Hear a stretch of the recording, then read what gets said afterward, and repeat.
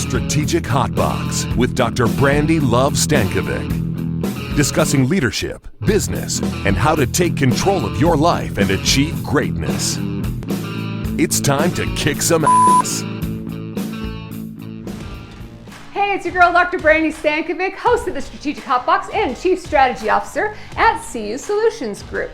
In today's episode, we're back talking diversity, equity, and inclusion. And of course, justice, focusing on inherent assumptions and judgments we have about ourselves and others, including how we judge things to be right and wrong, good and bad, fair and unjust. We discuss how to build representation in our organizations and not just necessarily appoint individuals for diversity's sake, because as we all agree, tokenism is not success. So let's not just appoint people for the sake of doing it. And finally, we're also going to talk about accountability and how it's critical to these initiatives. So you'll hear from the group about the importance of holding each other accountable and finding others who can help hold us accountable. So finding a partner in that. So how do we all become a little bit more woke? Let's check it out.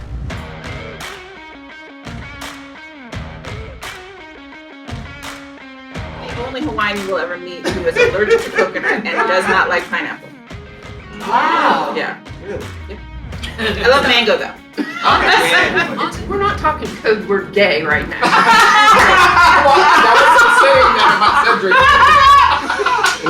As a mom, you do get that mom guilt of when I walk in with all these children, people are going to go, dang, she got a lot of kids.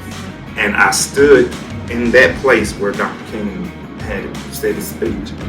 And y'all, I'm talking about tears are flowing because I never saw myself standing in that spot. Never. I would like to work to cookie. I would say cookie instead of cookie. And, trying to change the pronunciation in my head of like, why am I, why are they making fun of it? How can I change? And then I felt like I was betraying myself and my culture.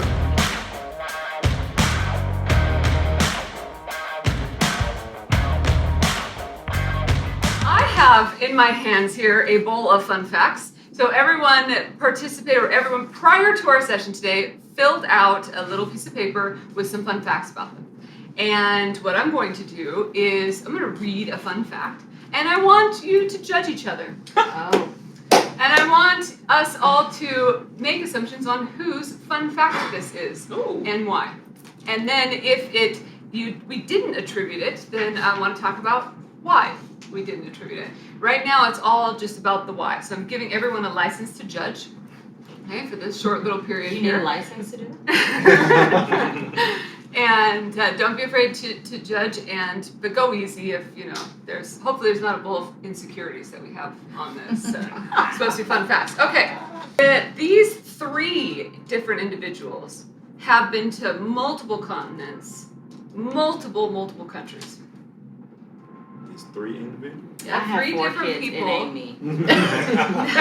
3 different people put that as their fun fact. Multiple continents, multiple countries.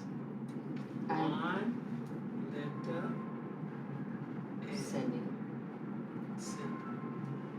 Other Brandi? ideas? No, Brandy's definitely one. Yeah. Did you do the fun facts, Brandi? I have, yes. Okay, that's right. You had the male roommates. Because she thrives on male energy. I'm Sorry. Let that one lie. Did I say that out loud? And why Juan, Linda, and Cindy? Why do we make that jump? Because I know that Juan is from Puerto Rico. Is that where you're from? The Caribbean. Mm-hmm. And so the United States is one country. Puerto Rico's another. Well, not it was then, right? It didn't become stated until. It's not a It's state still not. but it is part Still a of the US. territory. Jesus. Okay. Let me shut up. And Juan seems very cultured. I'm not. I think that why did you feel the need to disclaim, I have kids, so it's not me? That was a good smoke screen. It was, yeah. Well, they're young, and I'm not 100% comfortable trekking them across. But you could have traveled widely before you had kids. Not as a black woman like that. I started Before she had kids, though. Oh, before she, yes. I started young, if you will. I mean, here's my thing. If I'm going to another country, I'm going to relax, and I'm not going to bring my children. It's just they haven't been on this earth long enough to deserve levels to this. That's right. a trip that I haven't Yes. even set foot on that country. Why would I take them? I love them. Right. But there's a So take them to need. Disneyland. I get that, but there's a need as a mom. There's a need to Yes. use that. That is the reason that I haven't done that. It's how I get out of so many engagements. My kids, I can't come to your party. I have kids. Are they always the reason? Not always. I use them sometimes. But, you know, I think as a mom, you do get that mom guilt of when I walk in with all these children, people are going to go, dang, she got a lot of kids. And sometimes I just don't want to, I don't feel like talking about it. I don't want that. Well, how many more are you going to have? That's another bias. That It is. I get it all the time. And it's just like, this is my body. This is my husband and I chose to do this, and we take care of all of We it. can have more if we want to. Yeah, we didn't have, right, I won't. If we wanted to, that's our prerogative. That's right. But it does make you think twice about, do I do this? Or, Do you think that it creates a certain level of resentment in the fact of I didn't get to do that? What do you guys think? I think it could. I think there are times when, you know, when this one is screaming and this one got an attitude, and you just kind of look at your partner like, remember when? We didn't. So self-judging is just as powerful or more powerful than others, right? And we do it without even recognizing. We do it in a socially acceptable fashion. Yeah. So who are our travelers? No, I'm sorry. And I put it you guys nailed it. All right, last one here. This person loves hiking. Sorry, my face probably gave. It's not. You looked at my Instagram, and there was a post that I did a hike, and I was like, why do people like this? Linda. It's Linda. And my reason? The shoes! She's having a little feet thing. Little The feet thing. shoes, and I was like, that's But her. see, my thought process, I looked at the shoes too, and I went total opposite because of comfort. Those are like The people watery. who wear these, they walk all the time. Or run, Yeah. right? Yeah. Okay. I don't know about the running, but I know the thing. So okay. I just equate them I to went opposite. outdoor activities. I went, Is it you? my feet hurt. My feet hurt, so I'm gonna put Is it it on. you? I'm not climbing no hill. I didn't put it. I didn't put I'm it. judging. Was that you? She wants to hear more. I want to conversation. hear more conversation. Yeah, I think that why, again, we had Cindy immediately discount herself in the conversation. Why do we do that as humans? Why do we say, I'm going to put it out there that I'm not that person, so no one then thinks that it's me? I don't think it's about that. I think it's when I said it ain't me, it's because I can't stand to hike. I go all the time with some of my friends because it's a fellowship. I think it does come from internal bias, though, because I was probably deflecting. Because growing up as a fat girl, you know, nobody would think I'm a hiker. Oh. Yeah. I mean, it's true. I wouldn't have been your first Sorry. choice. But that wouldn't have been why I would have. Yeah, my mind never. I never to went that, there. though. It didn't go there But that's consciously. our That's the self. inner That's what voice. she's right? saying. The self. It didn't go there I'm automatically going consciously. to discount myself Right. out of this situation. Deflect. Yes. And I know we said it's organic, go anyway, right? So do you guys think? And I'm talking to my brother and sister here, of a darker hue, because all of us are sisters and brothers. I don't think our culture has the same stuff about larger people. Oh, neither does mine. Hawaiian definitely does not. Right. But growing up in LA. Oh yeah. Girl, please. Right. If you were a size 2, yeah. Yeah. I think for us, it's just The big hips. Okay. childbearing hips. Okay. She get it from her mama. Mm-hmm. I think there's a song about that in the 90s. There's all kinds of songs about that. Becky's at Yeah. the beginning of it or something. I think it should be a bigger issue in our community. It's starting to become I think it is. more aware and acceptable, and I'll try to let my biases go. I do think that is one of the most overlooked kind of discriminatory behaviors of people Absolutely. is around size. And I think it's an important part of conversation. We do it both ways, that an individual wouldn't have insecurities because They're blank. skinny. Right. And skinny people will tell you. Same thing if you say to me, you're so little, it will be the same thing as telling a big person, you're just so big. Right. Like, they take it the same way. So I'm, think about that. Okay, we're gonna switch over to the But bowl of where's the edginess hiker? now, right? Zach, Okay, we you never found the hiker. Oh, hiker. Oh! Is it you? Oh wow, nice. And as this conversation started, I knew that I was gonna go there, and I'm like, well, this is gonna be interesting. Nobody's gonna guess me for the same reason that you mentioned. Oh, I don't even think that. That's not even why. Well, I know, but I mean, I was thinking nobody's you're gonna pick the yeah, younger guy as yeah. the hiker. You just don't look outdoorsy. There it is. You know, there's nothing. Oh, I know. There's nothing that indicates she looks outdoorsy. You don't look outdoorsy. So She looks like she enjoys being out in the fresh and the air. And she said she likes I to do stand. enjoy being out. Yeah. So It's like I complained about That's the what she heat said. at 1 a.m. last night, so it's just. You did complain. I complained about how hot You it was complained at about 1 walking in the from morning. Planet Hollywood to here. so y'all had an after party and didn't invite me? Oh, I was in the bed at 1 o'clock. she's got 4 kids. No, I didn't I get you. Not because of that, I was tired. How many of those moments did you think to yourself, I wish somebody would pick me on this? Or at least have it cross your mind, why wasn't I assumed to be that? I didn't care. I didn't have any of those thoughts.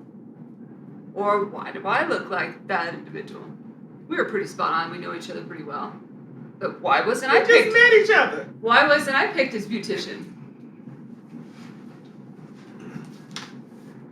I have great hair. You do have great hair. You do have great hair. Yeah. I know you too well. That's what. Why do we judge like that? I had maybe just a slight thought about the traveling the countries, and it's only because I was in again from Mississippi. I never saw myself visiting Vegas or GAC in Washington D.C. So Wisconsin. I had a moment last GAC where I went to the Washington Monument. And I stood in that place where Dr. King had said his speech. And y'all, I'm talking about tears are flowing because I never saw myself standing in that spot. Never saw it. So to be there, to see it, to be in Vegas, I'm literally here looking at it. I had moments in my past where I never saw it.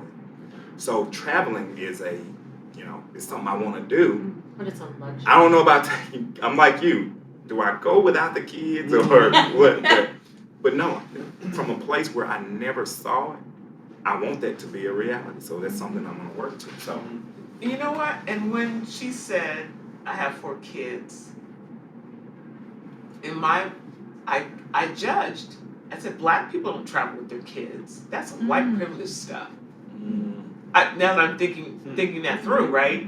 I did go there. And that is how, like, my parents didn't travel with us. And if they did, it was somewhere fun to travel to the beach or, you know what I mean? And I'm not saying that they did a lot of traveling. But when they did go somewhere, we were at home with a sitter. Probably because they couldn't afford it. That's where I was They going. couldn't afford to take It them. was fun. It was Right, those exactly. decisions for us in coming up again was It so was solely financial. because It was financial. Couldn't afford they taking can't all. afford to take 3 kids to police. And we Right. never would. We certainly weren't flying anywhere. So Right. if we were driving the United States and going to places, Mhm. oh yeah, we've done all of You that. can do that. But we don't. Not. I mean, not. It does happen now because you have people who are having better jobs, more money, Right, more right, income, and they right. want more experiences for their families. Exactly. And a lot of times, the jobs that they have, they can take families because their stuff's being paid for, and then they can supplement the other. But yeah, when she said I've got 4 kids, first thing in my head was, yeah, that's why we drove that Chevy from California, Los Angeles, San Diego to San Antonio.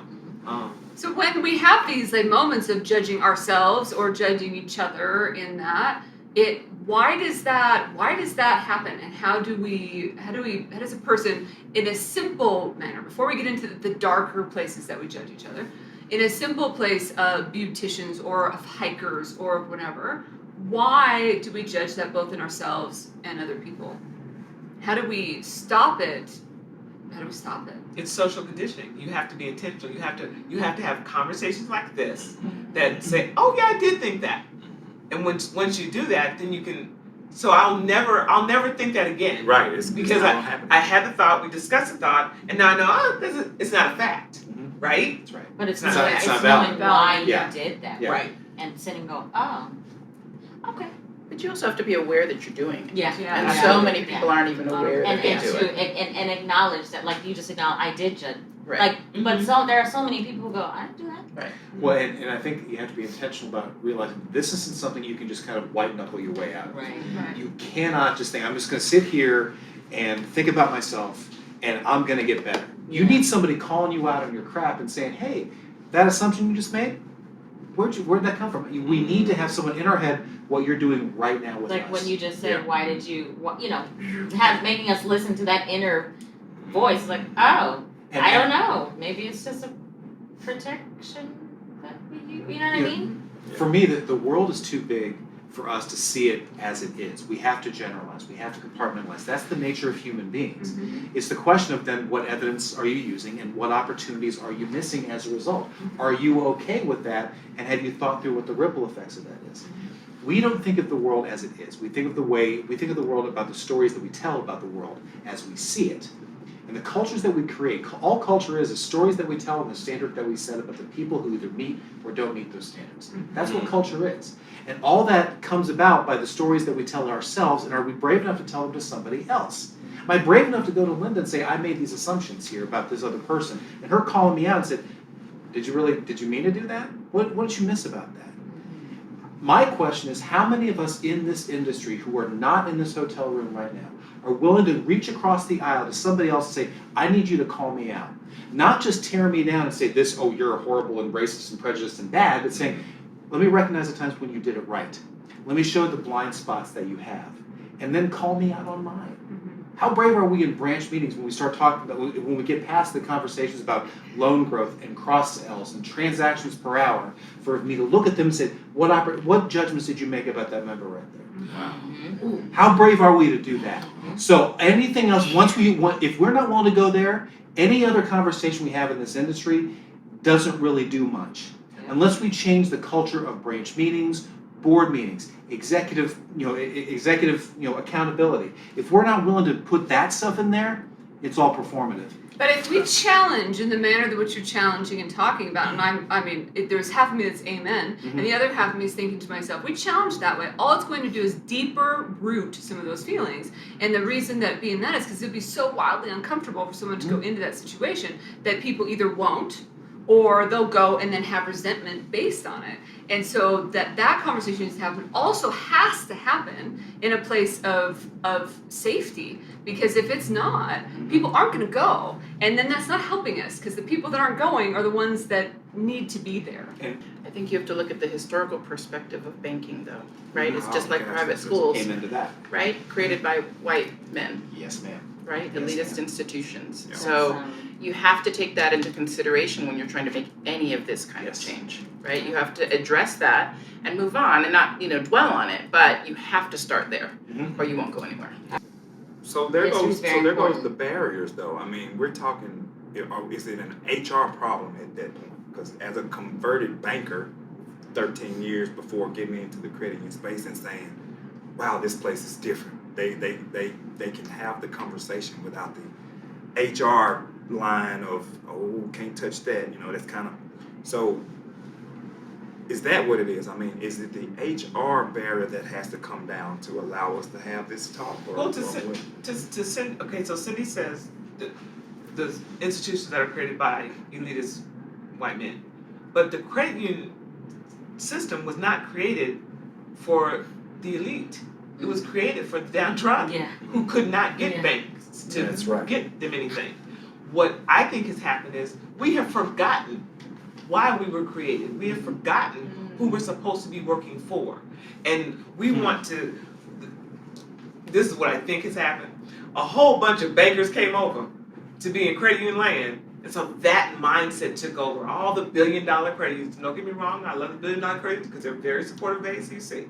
However, I think that part of what has happened in the industry is the need to be a bank, to operate in that genre of that type of efficiency, of those types of things, those type of product offerings.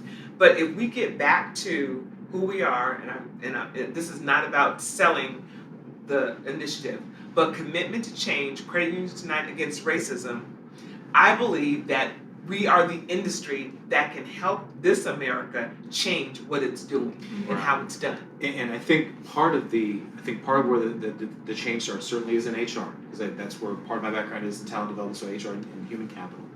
I think it also starts with our marketing. It starts with our imaging. A couple of years ago, I put together a team of people that we looked at the kind of pictures that credit unions use on their websites. We looked at about 1,800 different credit unions, and we saw, what kind of photos, what kind of images are we using to portray us? 88% of those photos were stock photos. And I will give you 3 guesses, and the first 2 don't count, as to what type of people were represented out there. Folks that look like me. The stories that we tell are about people like me. This face, not this one because it's the face for radio, but other faces that are like this, those are the people that we're catering to. Because institutional wealth in this country, we know that the average white household has about 10 times more wealth than the average black one. And so when you put them both together, which household am I going to go after? Who are you marketing to? It's right. just business. Exactly. And I think that's the point too. It's marketing and it's HR, but both of those are extensions of the core of the governance of that institution. Exactly. Policies, procedures, bylaws, humans that sit on the board and do those things. So I think that it has to be across the board. Yeah. You can't have the board be really on it and the marketing team not execute it. You can't, hire or have a good talent pool from HR and recruiting, and then the hiring managers don't execute on that. And so I think that it's everybody. One of the things though that I want to ask before we kind of switch this topic is, have you ever been assumed to be the expert in something because of something? Absolutely. Any black person, she just told you she's 2 in 75 years. She's 1 of 2 in 75 years. If they even when this whole unfortunate murder of George Floyd happened, almost every black person in any organization got tapped. Can you talk to? My phone Can rang you off. lead our? Inbox Can you is full explain of this? My phone rang Inbox full of off people. the hook. Good, bad? What do we think? And has that happened beyond? Like, I want to have a conversation about LGBT. Linda has to be the person. All the time. I'm suddenly the expert on everything. Do you resent in the that? community. I don't resent it. I'm older and wiser now, or maybe don't give a crap so much anymore. It's like, well, yeah, we're fielding this question again. So yeah, it's very common. And I don't know if you get the same kind of deal or not, but I mean, I do my best to not diss in any way and try to say, I'm not the total expert. There's millions of people just like me and there's probably some straight people who could probably talk as equally to this topic as me. But yeah, it's like, oh, there's a LGBTQ thing. Let's get Linda to come and talk, it's like, okay, well, there's other people. Mm-hmm. Of course, I'm the only one stepping out. Well, I was one of the only ones stepping out in the credit union industry to make that visible, because it was not visible. People were not talking about it. There were not out They were CEOs. roommates. They were roommates. Thanks, Renee. So I still remember the book. I still have the book too. Okay. So bringing more people out is going to have more people fielding the questions, but again, you're still going to be stuck in that pigeonhole. But at least people are asking. Yeah. So I'm not going to diss that. It's a hard balance, is it not? It's very It's difficult. I think it depends on the person. Yeah. Because, Mr. Positive over here tries to find the good in all of it. So I said, well, at least they asked. Mm-hmm. And so I would filter those conversations. Yeah, call me. Let's talk. You brought up the George Floyd murders, and I'm sure that will come up at some point. But that was difficult. That was a difficult discussion for me because I posted a picture at GAC. Again, I was the minority in that big group of crashers. And it was a picture of me and my mentors, and just a big group of us. And it was a split screen shot. It was one original shot, and then there was a black and white shot. And my caption said, "See no color." All right? I got this anonymous text message from God knows who that says, "You're an effing buffoon if you think that your visual of, whatever with all these white people is gonna help you XYZ in life, blah, blah, blah. You're crazy." But that person obviously did not know me. So the struggle that I had during those times was showing all my white friends that I'm not the angry black guy, Yeah. but then showing all my black friends that I'm woke and I'm here for you guys. I'm representing. When the total picture was love, that was hard for me because I was constantly on that fence. Hey guys, I'm not angry with you, man. It's all good, We as a people were very upset by that and wanting to see that not be the case. But every time you turn the TV on, that was it. But then I have a group of people here that's like, you have a platform, use it, speak on it, talk about us, show it. And the balance of that was rough. It kind of forced tokenism in a lot of ways. Yeah. It did. And I remember back in the 90s when I first moved to New York from Puerto Rico. Back in those days, the buzzword that was used a lot was melting pot. The United States is a melting pot. And in some ways, I feel like that attitude is still prevalent. Like, and I, as a young Latino who didn't even speak English, and I attended an all-white high school, it was hard. I mean, I didn't even understand what people were saying. And there was this pressure for me to conform and assimilate, and for me to give up who I was to act the same way as everyone else. I mean, I remember laying in bed saying words that kids were making fun of me about, like the word cookie. I would say cookie instead of cookie. And, trying to change the pronunciation in my head of like, why are they making fun of it? How can I change? And then I felt like I was betraying myself and my culture. So it was a really big struggle. And I think what we fail even today to kind of grapple with is like, it's okay to be different, and it's okay to embrace who you are, while at the same time reaching across and getting to know people that are different and think differently than you, and that there's so much value in diversity. And instead of having a melting pot mentality, it's about bringing yourself and your uniqueness to the conversation. Celebrating differences. That's right. And I hope that if there's one thing that we do going forward is do that. Celebrate the differences, that we don't all have to be,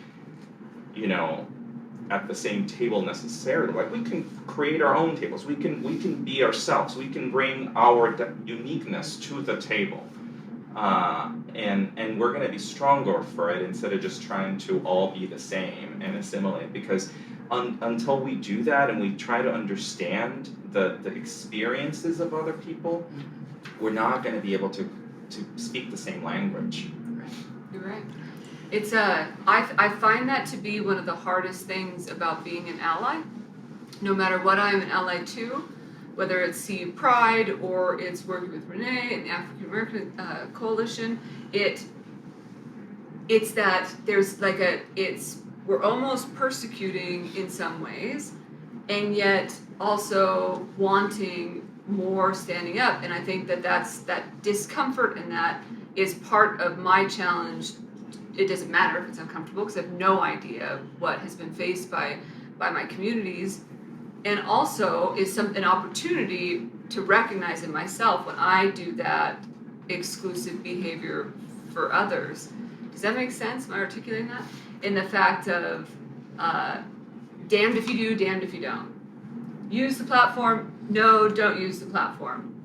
Tokenism, no, don't, tokenism. I have been leading diversity, equity, and inclusion training for 5+ years in this industry, something that you guys all know I'm very passionate about. But the second everything happened in 2020, I can't any longer. I can't. You can't have a female, that's why I go out and teach that. Why not? You tell me. Jill Nowacki does, and I support that exclusively. I can't have that conversation. But the whole point of it is that we do this collectively. We do this together, but that's good. Because it doesn't always have to be my platform. If the platform is opening up, why aren't we as humans working together to increase that platform? Why aren't we bringing in additional voices? But also trying to stay away from that tokenism that happens. Because we do it. You have to be the beautician. You have to be the hiker, or we can't have this combo without a hiker. Because then the combo's not valid. Can I stop for a second? Sedric, are you all right? I'm good. Really good. What are you feeling? Yeah, I knew this was coming. I knew I was going to be the one. I'm glad Cindy's I'm usually the one. Well, I'm not. and what can we do for you right now? No, but the conversation period is enough.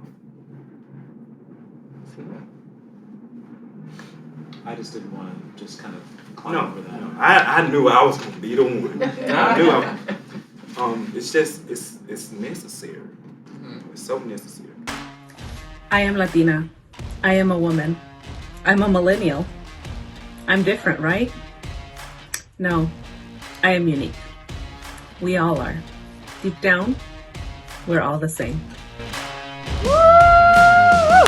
Top 3 kick ass. Here are 3 things you can start doing differently today. Number 1, be more self-aware in judgment. Be intentional and complete a self-assessment as to your blind spots. So you're not unintentionally judging someone else. So do a self-assessment. Number 2, create accountability. Find an accountability partner. Find a safe space for conversations so you can call each other out. And then be open to that critique. That's critical. And then work it out, work together to make those changes. Number 3, find some beauty in diversity. Tell the story of diversity in your organization and commit to sharing that story. And in fact, find 3 unique stories in your organization of human beings and share them to the staff. Maybe there's stories of people in the past, maybe there's stories of people in your current staff, and share them amongst the team. Assimilation and sameness will not build a stronger culture. Find uniqueness and the beauty of diversity. There's your top 3.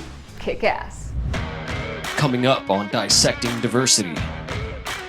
I am sick to death of men getting a pass and saying boys will be boys, and not being able to have the self-control that God gave a dog, looking at a woman that chooses to show her beauty, a beauty that God put on her, and men not being able to see her as anything but an object that they can rub against. I'm teaching her. You okay? Her body is hers. And it's beautiful. Amen. And, while I grew up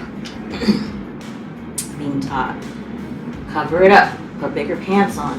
I didn't grow up as a skinny girl. I just didn't. I have always had a little plump in the back. And the hard balance on that note is making sure that I know when to step aside to allow everyone that wants to be, needs to be, has voice to be there. And so it is a balance on all of the realms, but we all do.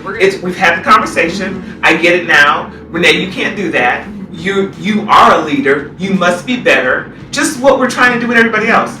Expose it, deal with it, talk about it, understand why you're thinking that, and then you can replace it with a new thought. Right. Any type of exclusion creates pain and hardship. It doesn't matter what kind of exclusion it is. So whether it's because it belongs to you or not, and I completely understand where you're coming from, but any kind of exclusion, no matter what it is, creates boundaries and hardship. With good things. Learn, love, kick ass.